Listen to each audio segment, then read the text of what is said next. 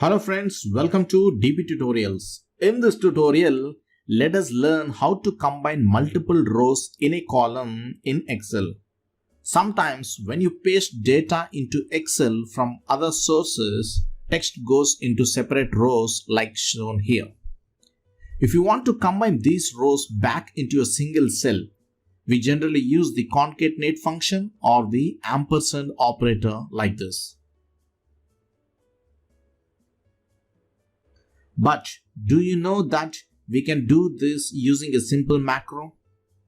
Now go to the VBA window and insert a module.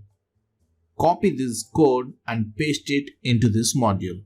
I have shared this code in the description as well for you guys. Now go back to the Excel sheet and select the cells that you want to combine and go to View tab and the macro. Select the combine macro and run it.